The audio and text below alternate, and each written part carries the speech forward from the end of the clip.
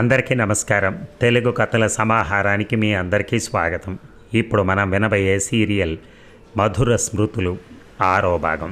రచన మాలతీ చందూర్ గారు. మొదలయ్యార్ చిరునవ్వుతో నెమ్మదిగా చెప్పారు. తల్లిదండ్రులకి పిల్లలందరి మీద ప్రేమ సమానంగా ఉంటుందమ్మా. కాకపోతే కొందరు పిల్లల పట్ల కఠినంగా ఉంటారు, కొందరు సౌమ్యంగా ఉంటారు.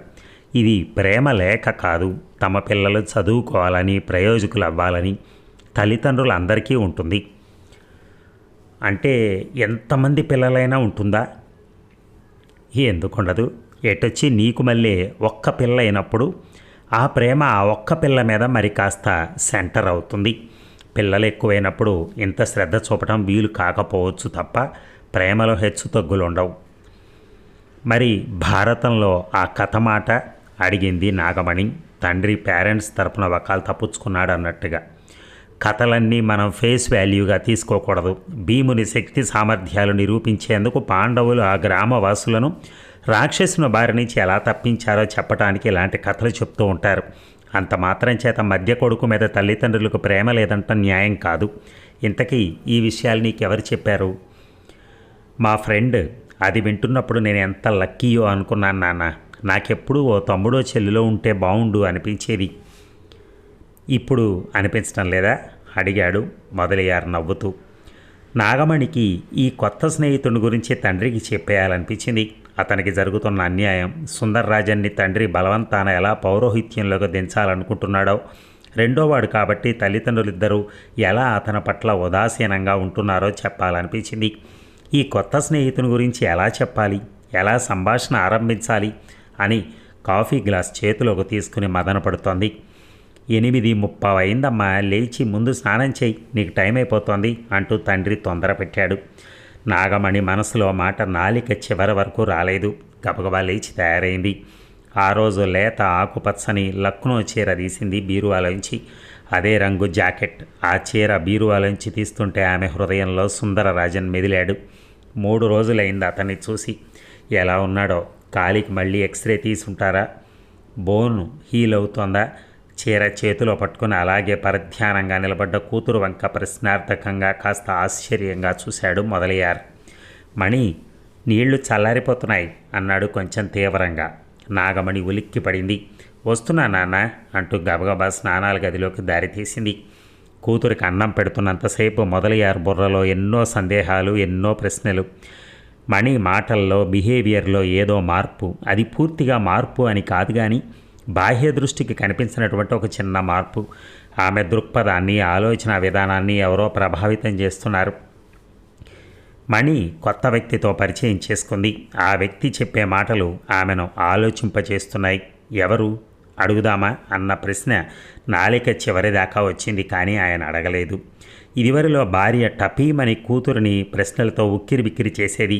కుండబద్దలు కొట్టినట్టు ఇవాళ ఏ బస్సులో వచ్చావు, ఎవరితో మాట్లాడావు, లెక్చరర్ గారు ఎలా పాఠం చెప్పారు అని ప్రతీదీ ఆరా తీసేది. మణి ఆడపిల్ల. ఆడపిల్లను 1000 కళ్ళతో కాపాడుకుంటూ రావాలి అన్న తాపత్రయంతో. భార్య అలా ఆరాలు తీయటం తనకిష్టం లేకపోయేది. అలా అడగకూడదు అని అనేకసార్లు భార్యను మందలించేవాడు. ఈ విషయంలో తాను ఘర్షణ కూడా పడ్డారిద్దరు. అటువంటిది ఈనాడు మణిని ఏమడుగుతాడు? నీ కొత్త స్నేహితులు దొరికారా? నీ మాటలను బట్టి అతను మగవాడు అనిపిస్తోంది. ఎవరతను అని తను ఎలా అడుగుతాడు? అడగలేడు. మొదలయ్యారు కూతురు మొహంలోకి ప్రశ్నార్థకంగా సాలోచనగా చూశాడే కానీ నోరు విప్పి ఏమీ అడగలేదు. ఇక ఆ రోజు వార్డుకి వెళ్ళేటప్పటికి 11:30 దాటింది. ఫ్యామిలీ ప్లానింగ్ సెక్షన్లో 2 రోజులు క్యాంపు తాలూకా రిపోర్టు బ్రీఫ్గా అంకెలు లెక్కలతో పాటు రాసి వచ్చింది. దీని మీద చీఫ్ సంతకం పెడుతుంది చెక్ చేసి. అవన్నీ పూర్తి చేసి అప్పగించేటప్పటికి 11:30 దాటింది.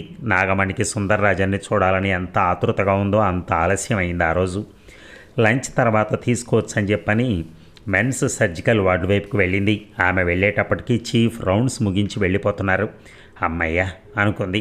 సహజంగా చీఫ్కి ఇలా స్టూడెంట్స్ వార్డులో కనపడటం ఇష్టం ఉండదని తనకు తెలుసు.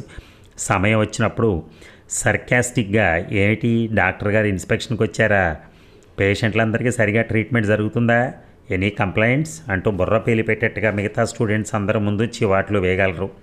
అందుకనే రౌండ్స్ అయితే కానీ వార్డులోకి రావడానికి గుండెలు ఉండవు ఎవరికీ కూడా.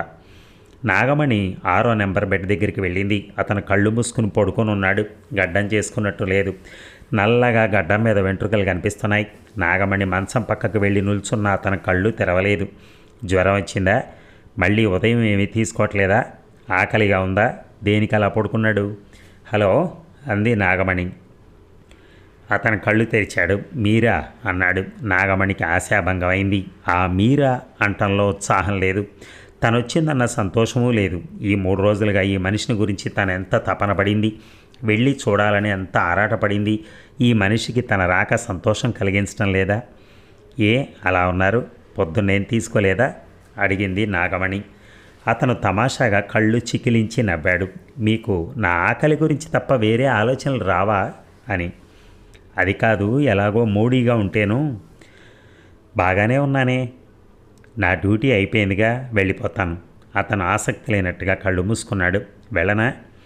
మీ ఇష్టం. మీకు పనుంటే నేను ఉండమంటే ఉంటారా ఏమిటి? నాకేం పని లేదు, అందుకే వచ్చాను. అంటే కాలక్షేపానికా? మీకే పని లేకపోతే పొద్దుపోవటానికి వస్తూ ఉంటారా? ఎందుకలా మాట్లాడుతున్నారు? 3 రోజుల నుంచి మీ గురించి ఎంత అనుకున్నాను తెలుసా? అనుకునేనా? నేనేమైపోయానో చూసేందుకు రాలేదు? నిష్ఠూరంగా తల తిప్పుకున్నాడు. నేను రాలేదని కోపమా? కోపట్టానికి నేనెవరిని లేండి. మీరు డాక్టరు, నేను దిక్కులేని పేషెంట్ని. చిచి, అలా అంటారేమిటి? అంతే కదా, నేనేమైపోతే మీకే?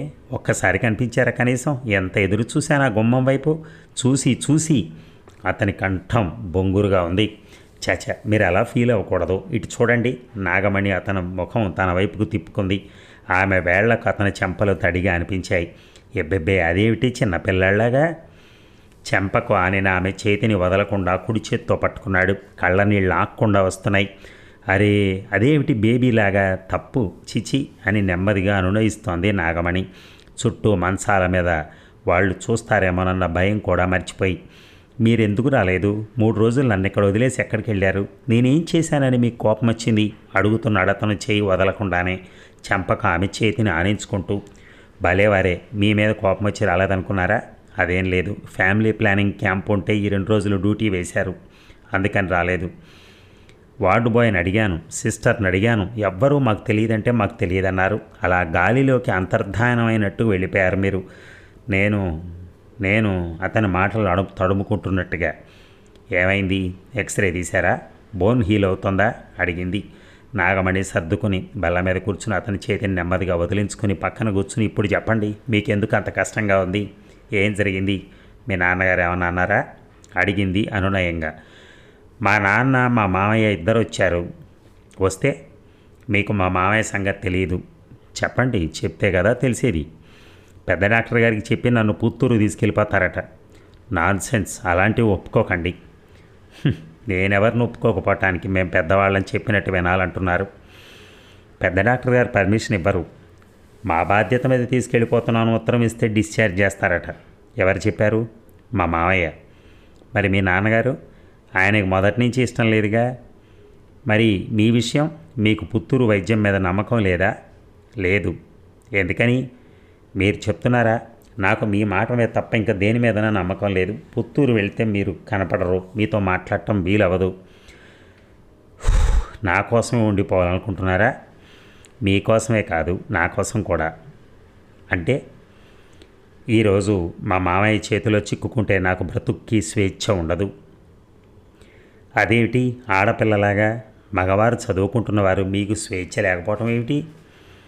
మీకు ఎన్నిసార్లు చెప్పాను మా కుటుంబం గురించి? ఇదివరకు చెప్పాను కదా, మళ్ళీ అడుగుతారే? మీ స్వేచ్ఛకి దీనికి మధ్య గల సంబంధం ఏమిటి? అతను కోపంగా విసుగ్గా చూస్తున్నాడు ఆమె వంక, తీక్షణంగా చూస్తూ. మీకు మొన్న చెప్పాను, నేను పుట్టింది అగ్రజాతి, అంటే బ్రాహ్మణ కుటుంబం. అది ఒక రకంగా మాకు శాపం. ఉద్యోగాలు, చదువులు మాకంత త్వరగా దొరకవు. కూలీనాలి చేసుకునే ధైర్యం ఉండదు. నాకు స్వేచ్ఛ దొరకాలి అంటే ఇంట్లోంచి పారిపోవాలి. అంటే హోటల్లో కాఫీ కప్పులు కడుక్కొని బతకాలి. అంతకుమించి మార్గం లేదు అన్నాడు అతను బెట్టర్గా. అదేమిటి, BA పాస్ అయ్యారు, ఎక్కడ ఉద్యోగం దొరకదా? దొరకదు. మీకు తెలియదు మేము పడుతున్న అవస్థలు. ఇంట్లో తిండికి లేకపోయినా ఒక్క పూట తింటున్న గుమస్తా ఉద్యోగానికి తప్ప కిందకు పోలేం. అట్లాంటి కుటుంబాలు మావి, అందులోనూ కాళ్ళు లేని అవిటివాణ్ణి. చిచి అలా అంటారేమిటి? 3 వారాల్లో శుభ్రంగా నడుస్తారు.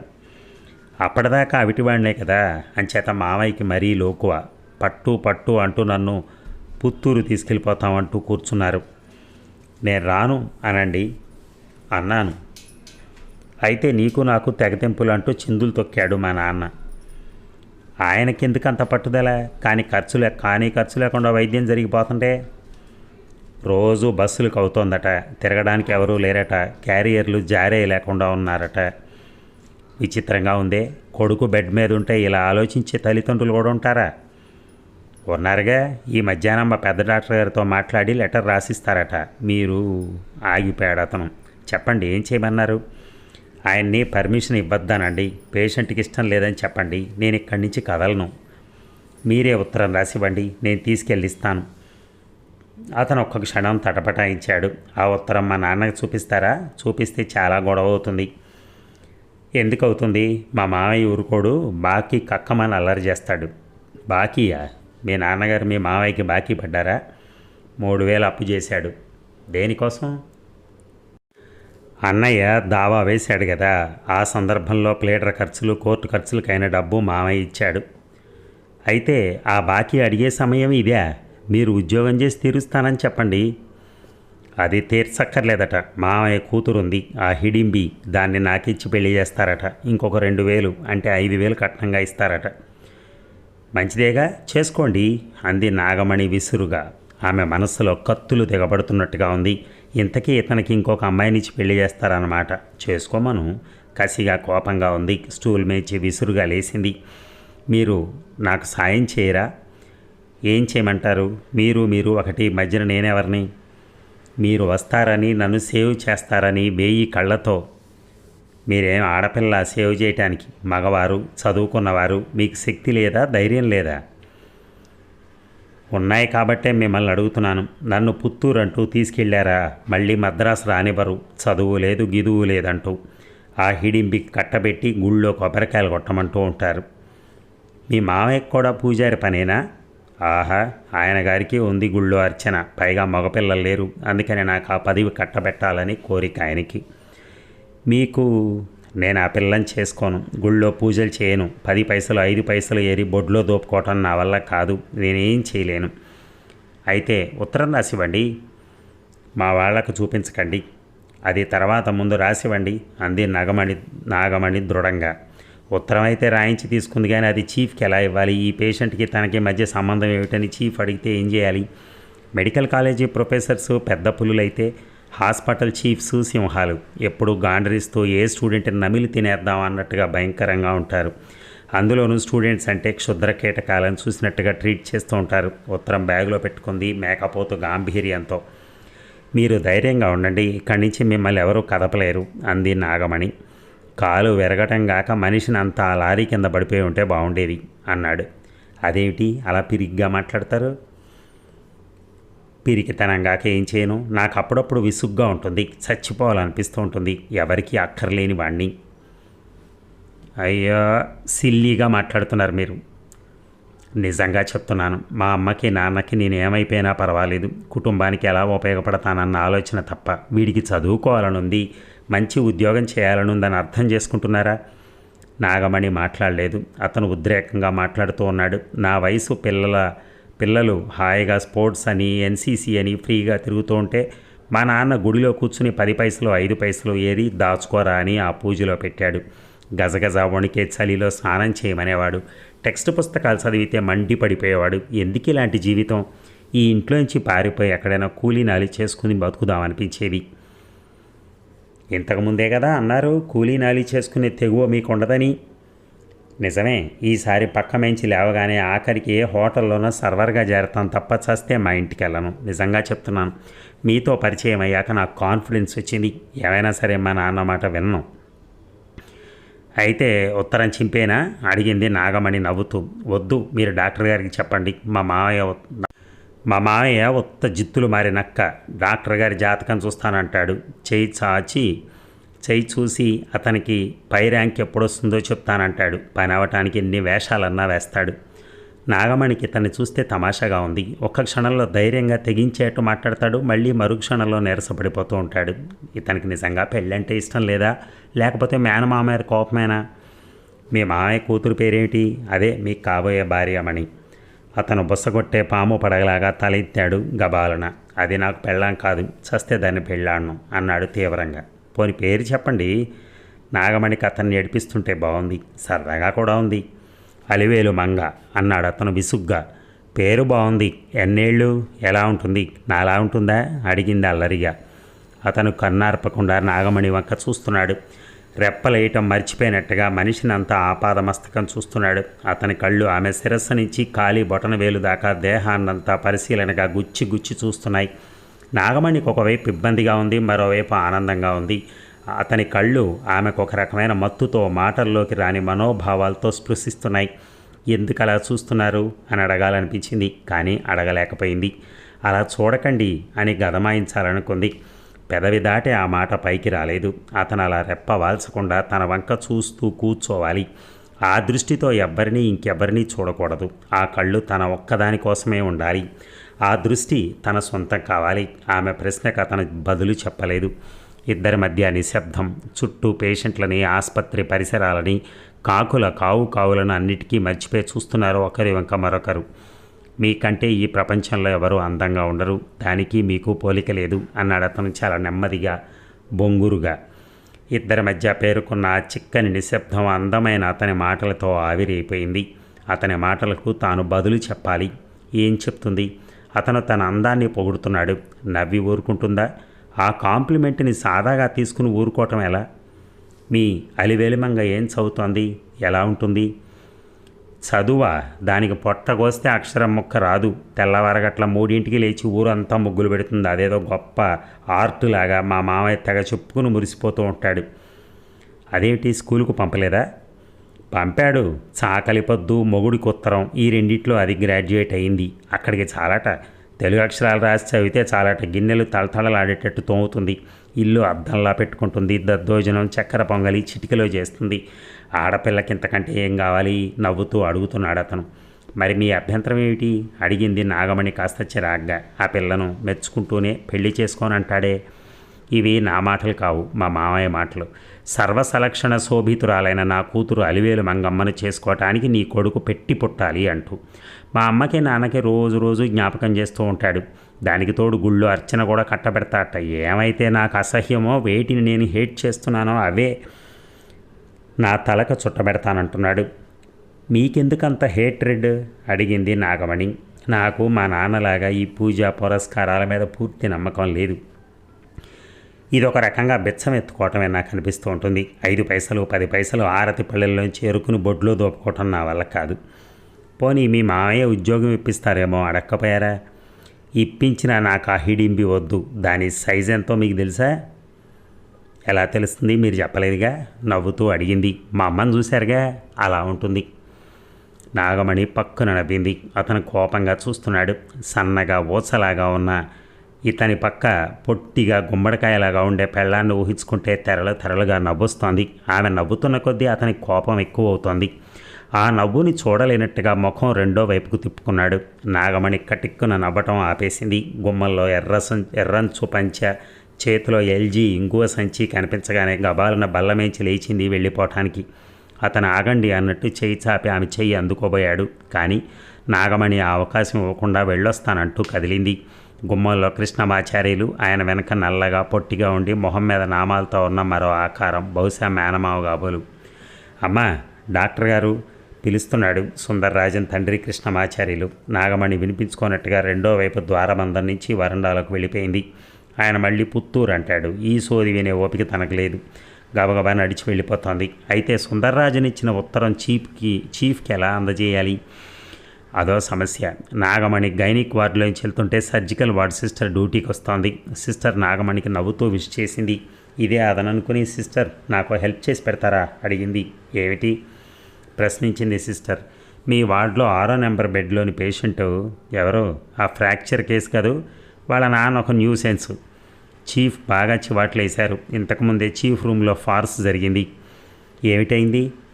వాళ్ళు ఉత్తమ మూర్ఖులు. ఆ పేషెంట్కి బోన్ చక్కగా తుక్కుంటోంది, ఇంప్రూవ్ అవుతున్నాడు. వీళ్ళేమో పుత్తూరు తీసుకెళ్తామని గొడవ. ఇది పోలీస్ కేసు, మీరు తీసుకెళ్ళడానికి వీల్లేదని చీఫ్ గట్టిగా అరిచారు. మా రెస్పాన్సిబిలిటీ మీద తీసుకెళ్తామని చెప్పబోయారు. నాగమణి వెంటనే కల్పించుకుని, సిస్టర్, ఆ పేషెంట్కి ఇష్టం లేదు, వాళ్ళ ఫ్యామిలీ ప్రాబ్లమ్స్ వల్ల ఇతన్ని తీసుకెళ్తామంటున్నారట, అతను నాతో చెప్పుకుని గోల పెట్టాడు. అలాగా, అయితే డిశ్చార్జ్ షీట్ మీద చీఫ్ని సంతకం పెట్టద్దంటాను. అసలు నా టేబుల్ నుంచి రిపోర్ట్ షీట్ కదిలితేగా తిక్క కుదురుస్తాను. ఉండండి, ఆ ముసలాడి చేత 3 చెరువులు నీళ్ళు తాగిస్తాను. ఎవరు? ఆ తెల్ల ఆయన? ఆ రెండో గుండు, పంగనామాల గుండు. ఈ ఎమ్మెల్యే తెలుసు, ఆ మినిస్టర్ తెలుసు అంటే ఎగిరాడు. వీడి పొగరానుస్తాను, నాలిక పీక్కున్న కేస్ షీట్లో కథలనివ్వను అంది సిస్టర్ విజయ గర్వంతో. అమ్మయ్య అనుకుంది నాగమణి. హ్యాండ్ బ్యాగ్లోంచి ఉత్తరం చీఫ్కి ఇవ్వక్కర్లేదన్న రిలీఫ్తో.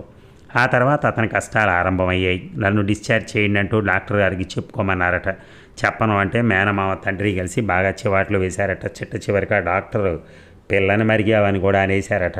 ఈ ఆఖరి మాట అతను చెప్పలేదు, కానీ మాటలను బట్టి నాగమణి గ్రహించుకుంది. తర్వాత 2 వారాలు ఇంచుమించు నాగమణి పొద్దుట టిఫిన్కి, రాత్రి భోజనానికి ఏర్పాటు చేసింది. మధ్యాహ్నం 2 విసుక్కుంటూ కనుక్కుంటూ తండ్రో తమ్ముడో అన్నం తెచ్చేవారు. మరి ఈ భాగం ముగిద్దామా? మళ్ళీ ఇంకొక 2-3 గంటల్లో మళ్ళీ కలుద్దాం.